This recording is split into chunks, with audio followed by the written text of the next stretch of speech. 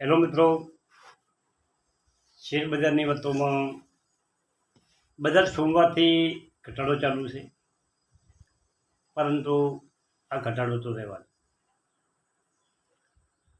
22,800થી ઘટીને 22,250 પર ચાલી રહ્યું છે અને એની સપોર્ટ પ્રાઇસ ઉપર ટચ થઈ ગયું છે. જો એનાથી થોડું ઘટશે તો હજી કદાચ વધુ ઘટી શકે અને વધુ ઘટે તો એ લેવાનો, જે તમારા ટાર્ગેટમાં શેરો હોય એ લેવાનો સારામાં સારો તમને મોકો પૂરો પડશે. બજાર ઓલ ઓવર વધવાનું છે. જે લોકો પ્રોફિટ બુકિંગ કરીને બેઠા છે એમને શેર લેવાના છે. આજ નહીં એ તો 4 દિવસ પછી રહેશે. બજાર તો વધવાનું છે. હવે આપણે વાત કરીએ કે વિજયભાઈ ચૌહાણ એમને એમના પોર્ટફોલિયોના શેર જે છે એ આપણી સાથે શેર કર્યા છે. એમાં Deepak nitrate good company, Lakshmi organic good company, IREDA, NHPC, IRCTC અને એમટાર ટેકનોલોજી. પ્રિન્સ પ્રાઇપ આ કંપનીઓના આપણે વિડીયો બનાવેલા. કંપનીઓ સારી છે અને વિજયભાઈને આપણે ઓની ડિટેલમાં માહિતી આપીશું. બાકીના શેર છે હેપીનેસ માઇન્ડ, FCL,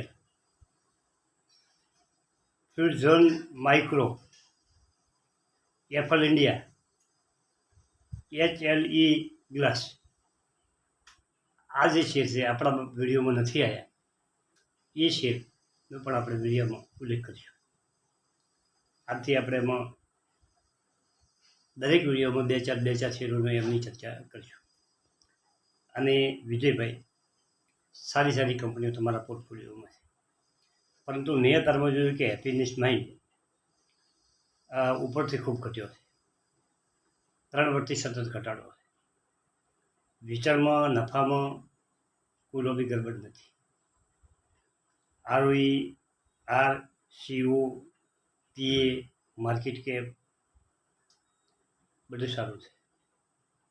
કંપની કેમ ઘટે છે એ નેક્સ્ટ આવતા વિડીયોમાં ચર્ચા કરીશું મિત્રો.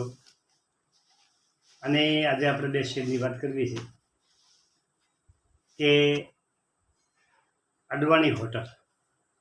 મિત્રો, આ કંપનીએ 20 માર્ચ 2024 મહિના પહેલાં બોનસ આપ્યો 1 અને આજે 80 રૂપિયા ઉપર ટચ થઈ ગયો.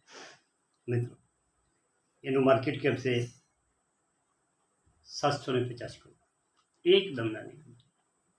મિત્રો, નાની કંપનીમાં તમારે ખાસ સમજી લેવાનું કે નાની કંપનીઓ જો ચાલશે તો રોકેટની ગતિએ ચાલશે મિત્રો, અને જો ઘટાડો થશે તો પણ રોકેટની ગતિ નીચે આવશે.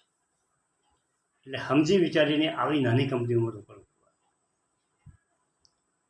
આ કંપની નફો ગજબનો કરી આપે અને ઉપરથી નીચે જબર ઘટે.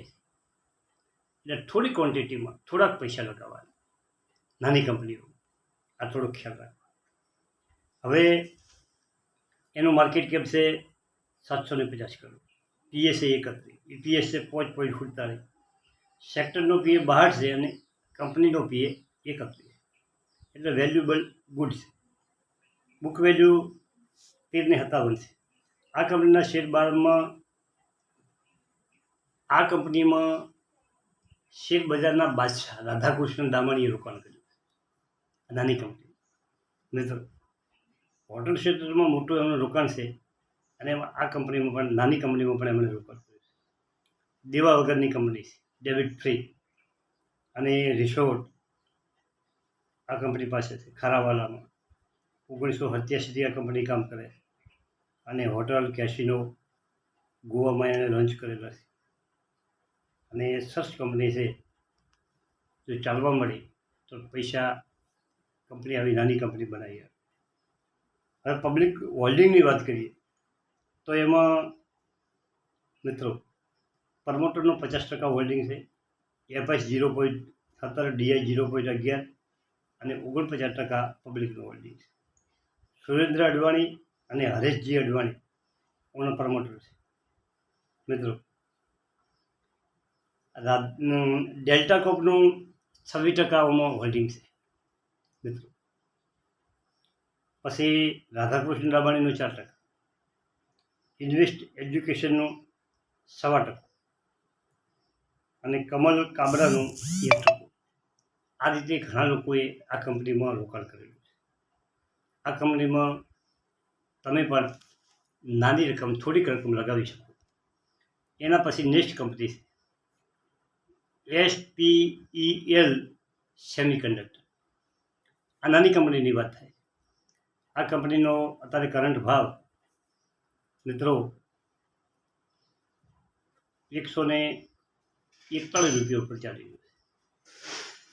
સારામાં સારું આ કંપની હમણાં થોડાક મહિના, 2 મહિનામાં કંપની સારી વધી. માર્કેટ કેપ 654 કરોડ છે. બુક વેલ્યુ 10.74 છે. ફેસ વેલ્યુ 10 રૂપિયા છે. વેચાણ પછી 2020માં આમાં સહેજ વેચાણમાં ઘટાડો થયો, પરંતુ પાછો વેચાણમાં વધારો થયો છે. અને શેર હોલ્ડિંગની વાત કરીએ તો 59% પ્રમોટરનું હોલ્ડિંગ છે, એફઆઈસી 0.2 અને પબ્લિકનું હોલ્ડિંગ 40% છે મિત્રો. અને હિતેશ રામજી ઝવેરી 1.84%, શરદ કનૈયાલાલ શાહ 1.25%, નેટો નિકેશ ઇન્ડિયા પ્રાઇવેટ લિમિટેડ એ પણ રોકાણ કર્યું છે. અને આ સેમિકન્ડક્ટરમાં આ કંપની કામ કરે છે. ભારતમાં એકમાત્ર સેમિકન્ડક્ટર આઈસી એસેમ્બલી અને પરીક્ષણની સુવિધા હોવાને કારણે SPEL એ ભારતીય સેમિકન્ડક્ટર માર્કેટનું નેતૃત્વ કરે છે.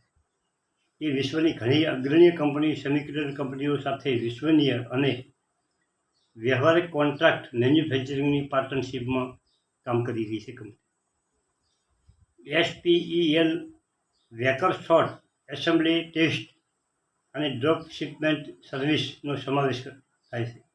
તે કન્સલ્ટિંગના નવા ઉપકરણો માટે પણ મદદ કરે છે. SPEL પેકેજ ડિઝાઇન, પરીક્ષણ, ટેસ્ટ પ્રોગ્રામ ડેવલપમેન્ટ અને પ્રોજેક્ટ કેરેક્ટર ડિઝાઇનની પણ કંપની કામ કરે છે મિત્રો. નાની કંપનીઓમાં રોકાણ કરવાનું મેઇન કારણ આ છે કે સારામાં સારો નફો રળી આપે, પરંતુ ઘણી વખત નાની કંપનીઓ નુકસાન પણ કરાવતી હોય છે. કરેક્શનમાં આ કંપનીઓ ખરીદવાય. ઉપરથી 10%, 20% નીચો શેર આવે અને તમને એવું લાગે તો થોડા પૈસા એમાં નાખતો રહે. આ રીતે સ્ટ્રેટેજી બનાવો તો શેર બજારમાં. હવે એક માણસની વાત કરું કે આપણો માણસ કેવો હોય. 22,800 બજાર ચાલતું હતું. બજાર દરરોજ વધતું હતું. આજે 100 પોઈન્ટ વધ્યું, કાલે 150 પોઈન્ટ વધ્યું, આશરે આજ 25 રૂપિયા વધ્યો. આ કંપની આજે 20 રૂપિયા વધી. તારી કંપની પકડવાની આપણી ઈચ્છા થાય, પરંતુ એ જ કંપની ઉપરથી 50 રૂપિયા ઘટી જાય, બીજે દિવસે 20 રૂપિયા ઘટી જાય, ત્રીજે દિવસે 30 રૂપિયા ઘટી જાય, તો એ નીચામાં આપણે લઈ શકતા નથી. આપણો માણસ ચેન્જ થઈ જાય છે, કેમ ઘટ્યો છે આટલો છે. પરંતુ જે લોકો નીચામાં લીધો હોય તો ઉપર ફટાફટ એ લોકો વેચતા હોય. વેચવાનું એટલું બધું પ્રેશર હોય છે, એ લોકો પાસે ક્વોન્ટિટી મોટી હોય અને વેચવાનું પ્રેશર હોય છે, એટલે શેર ઝડપી નીચો હોય. માંગ અને પુરવઠા મુજબ માંગ હોતી નથી અને પુરવઠો એ લોકો વેચાણનો ખૂબ બજારમાં નાખી દે, શેર નીચે આવે અને એમની 15-20% નીચે લઈ અને એ લોકો ફરી ખરીદવાનું ચાલુ. આ રીતે બજાર ચાલતું હોય. એટલે આપણે હંમેશા કોઈ પણ કંપનીને રેગ્યુલરમાં રાખવાની અને નીચે આવે તો જ આપણે ખરીદવાની. થેન્ક યુ આભાર.